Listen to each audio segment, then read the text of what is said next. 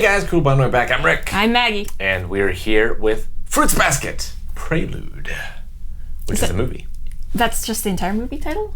It's I not believe like so. Prelude to something? No, I don't think so. I think it's just called Prelude. Interesting. Which this came out relatively recently. I think it features it's sort of a starting off point for people who haven't seen the series. We have seen the series and reacted to the whole thing here on the channel, so make sure to check that out if you haven't. But I believe it's got a bit of recap stuff, but then new stuff as well.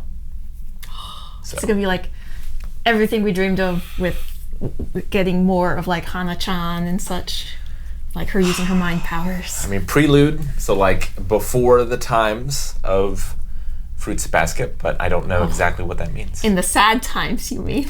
Probably, yeah. In the depression age. Yeah. Well, we love Fruits Basket. It's one of our favorite shows. I can't wait to watch more of it. All right, let's get started with Fruits Basket Prelude.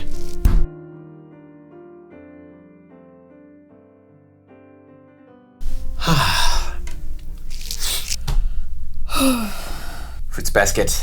That was kind of hard. Oh yeah. It gets to me like no other show does. Yeah. Have to relive all of a lot of the hardest moments from the series itself. And then we know what happens between Tohru's parents, but now we have to see it. Yeah. Relive it all over again.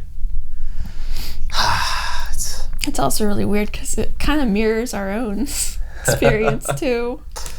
Yeah, no. There's a lot of similarities in this that I can connect to. Yeah. A husband who doesn't show his feelings very much. But it's funny because you can definitely see what Katsuya would have been drawn to her for.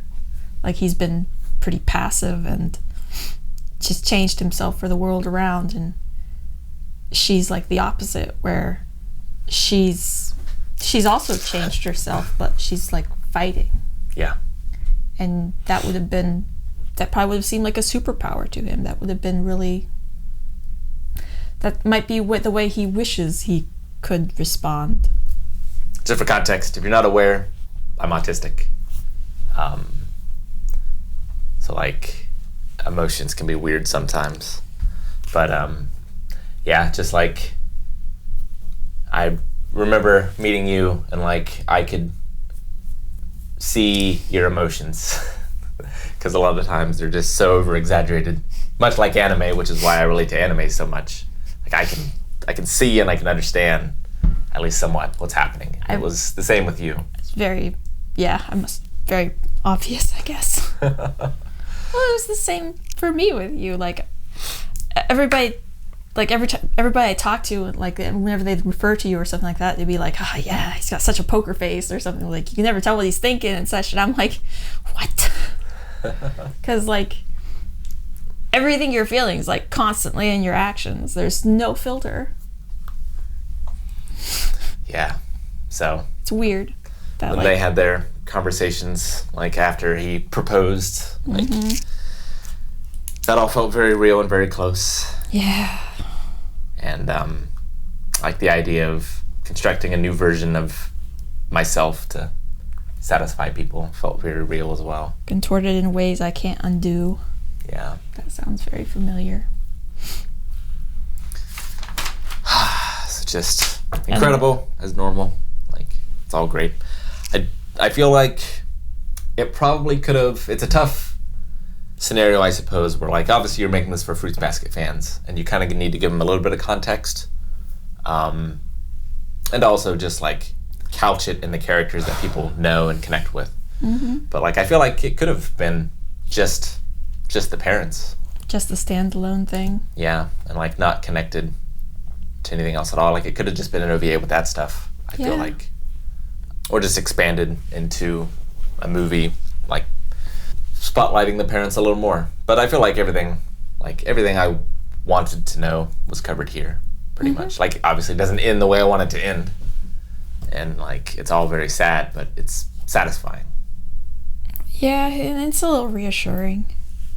It touches on a lot of deep-seated fears that people have, I mean, I definitely have. Like, anybody who's a parent definitely is. They got to, at some point, you got to be terrified that, like, I'm going to screw up this little person. Yeah, sure. And, like, it's such a responsibility. Like, and you'll always make mistakes, and... Like, they are their own people and make their own choices, but, like, the environment that you put them in has such an effect. Yeah. And, like, you know, stuff you have all the best intentions for, even, like, you know, Kyoko's parents, not great. Like, from what we saw, like, doesn't seem to be a lot of effort there in Evil. order to, like, understand her and understand what she's going to and, like, support her. But, like, you know, just like I didn't get diagnosed as an autistic until later in life. And, like, if that had happened earlier on, like, maybe my mom would have done some things differently. But, like, there's stuff you just don't know. And, like, you know, there's not an instruction manual on how to do, how to parent. Like, you're just trying to figure it out. And unfortunately, like, your test run is your child, right? Kind of. I mean, everybody knows at least, like, how they want to parent in kind of like in a negative way. Like, I don't want to do these things. Sure. It's like, you have your experience at least of your own childhood, and you know what of those experiences that you want to replicate or not replicate for your own kid. It just, yeah. That feeling of her, like, kind of waking up and going back to Tohru and just apologizing and such. Yeah. Now that was hard, definitely. Just, like, imagining what that little kid feels like. It'd be so scary. Yeah. And then, like, at least the grandpa was involved in helping out and stuff too. Like, but I mean, it still would be one of those things I doubt Kyoko ever really forgave herself for. Oh no, I'm sure not. Definitely not. It's scary because, like, kids, they are so, like, tuned into you. Yeah. That you practically have to not only mask on the outside, but you have to, like, the mask on the inside too, because otherwise they pick up on, like... Pick up things you don't even realize. Yeah. Right? Mm-hmm. And having a bad day, and then realizing you've made the day bad for your kid too, it just makes everything harder. Yeah, like, you know, at a certain age, like, it's hard to perceive the world outside of your perception. Mm-hmm. So, like, if your dad or your mom gets home in a bad mood, it's like, well, what did I do to cause this reaction? Yeah. Well, like, it's nothing to do with you. It's just... Kyo and Tohru are both guilty of basically blaming themselves for things that they really shouldn't have. And kids don't have any other idea. They only know what they've seen and heard and such, so they tend to blame themselves. Yeah. You've got to over-reassure. Yeah. In all instances. It's very important. Because, man, kids are so fast to just blame themselves. What do you think about that? The world, ones it needs and ones it doesn't need. Two kinds of people. I mean, I agree with her assessment at the end, where, like, the world, if you're looking at, like, nature, doesn't care, right? Like, everything goes on if you die or if you continue living the next day, like, but it's the connections that you made to other people that ripple through. Yeah. And I think it was kind of like her father's way of putting moral weight to tasks or things that she's done that really shouldn't have had a moral weight. It's like, if your kid's in that much pain, it's like, why couldn't he have recognized it? It just seems crazy. Yeah. And so it must be the opposite. He must be, like, angry at her and such. It's just... Yeah, not a lot of good parents in this show. Yeah. Really. Very few. What's her name? The Boar girl?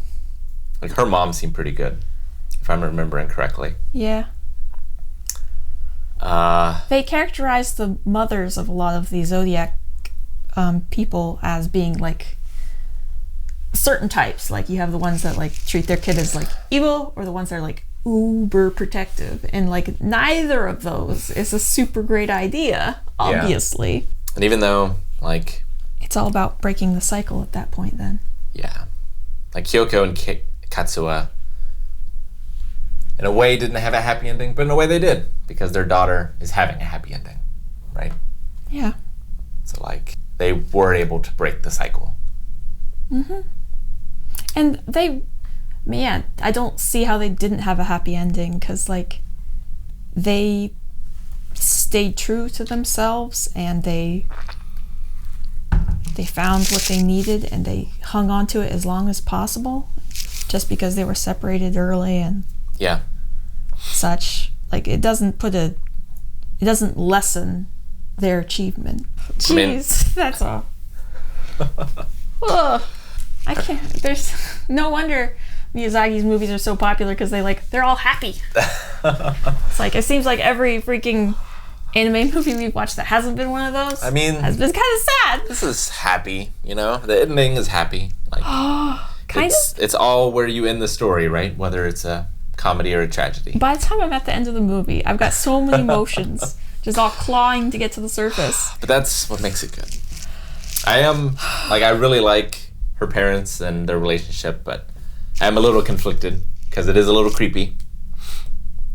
Where like you have this teacher, like student teacher, yeah. Yeah. Like I don't know what the age difference is. Exactly. But like there was clearly a difference in the power dynamic of their relationship. Yeah. At least to start with. And like... Yeah. Definitely the term grooming comes to mind. Yeah, he's like biding his time until she's of age. Yeah. But like, I've never had a relationship like that. And like, well, I don't know like what it feels like. Okay, so like, I do have a friend that married her teacher. Mm-hmm. However, he was a college professor and she was a college student. Sure. And there was still some issues of like, like apparently she'd come home and like crank at him because like the class was really hard or something like that. Yeah. But like whenever you have like an uneven power dynamic, it's kind of like odd, but it can be odd. I mean, yeah, like the big thing is like, adult and child. Yeah. And like what your brain is capable of and the kind of decisions that you're like capable of committing to and things like, and becoming obsessed with a person or dependent on a person. Like you gotta admit, she didn't have much of a father figure. Yeah. But I think they were both broken in ways that the jagged edges fit together. No. So it didn't really feel like, luckily, it didn't really feel like he was really taking advantage of her. No, I mean, it didn't feel like that, for sure. I mean, he did seem like he was impressed with her and such. I think it also helped that she was far more like the aggressive personality, and she seemed reactionary but strong and such. And I mean, she was living on her own, like, She was sleeping on the street. Yeah. Like, geez, if I saw a kid asleep on the street, I would not go like, oh, what a terrible child. Their parents must be so embarrassed. Like, my God, those people were the true villains. My gosh. True enough. Like, how old could she have been? Like, maybe 17 or something? 16, 17? Like, if junior high is correct, then, like, it would have been 14 or 15. Yeah. And if you saw a 14 and 15-year-old, like, sleeping on the street. But yeah, I mean, I loved it. I loved everything. Fruits Basket. It's all tremendous. Should all be watched. Yeah. Like, it's a show that I think can help you understand yourself more. Yeah. Help you grow and help you connect. It's important, I think. Not just funny or emotional. Like, I think it deals with a lot of the stuff it deals with really well. Yeah, I know there's been several times in this show where it's like something got me a lot harder than I ever like expected it to, and you just kind of you sit there and you simmer for a while, thinking like, why am I suddenly like sobbing or something? Like, why is this happening to me? You just keep picking at it until you realize like, oh, it's like, yeah, I'm not just crying because I'm sad for these people. I'm crying because my soul has been shattered. Yeah. Like Tohru was talking to me just now. Ooh. We all need a Tohru in our life. Try to be that for others. Listen and understand. It is a superpower. Listening? Yep. It's easy to just make up your own mind before words even reach your ears. So don't do that. Treat your child as their own person. Be honest. Teach clearly. Apologize when you make mistakes. Do that with everyone, not just your child. But the standard of care for your child should be higher. Oh, definitely. Oh, yeah. Like, yeah, that should take the lion's share of your efforts and thoughts. Yeah. And seeing her reaction to like losing Katsuya and such, it's definitely been something where it's like, you get those intrusive thoughts. It's like, where would I be without Rick and such? And I see this, and it's like, oh, yeah, God, that's too real. It's too real. Because like, I've already had rough times where it's like, I felt horrible because it felt like Evie was having to take care of me more than I was taking care of her. It's like you never like to feel like you're a drain or a weight that your kids have to deal with. But you also don't want to put up a mask and not be yourself around them. Yeah. You know? Like, try to make them think that you're happy all the time and that the world is perfect. Yeah. And like Kyoko, she made it seem like she wouldn't be a good parent because she'd like done all those crazy stuff and she had such a crazy childhood and she wasn't a nice person. She'd done bad things. But, I mean, kids learn a lot of ways. It's like a wise man learns from his own mistakes, but a really wise person learns from other people's mistakes. Well, yeah, that's the tragedy of the human form, right? Is like the ones who doubt are the ones who feel bad, but are the ones who do well because they're doubting. Whereas the ones who don't question don't feel bad and then repeat mistakes or make mistakes. Yeah. Right? So yeah. I think Kyoko would have made a great mom because she did.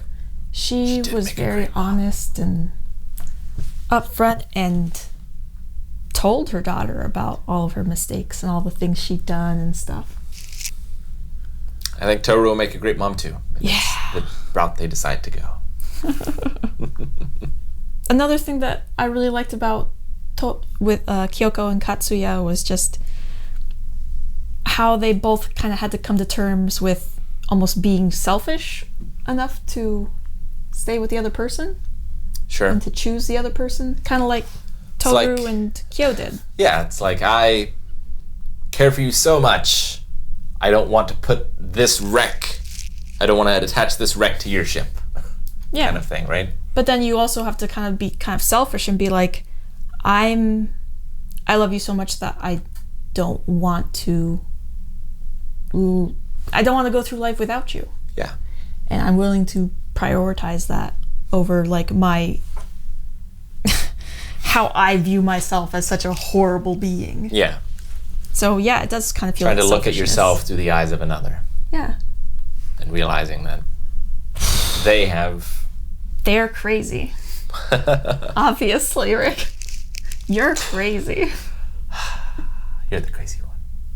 Exactly. So we haven't really grown. I think so. Tremendous.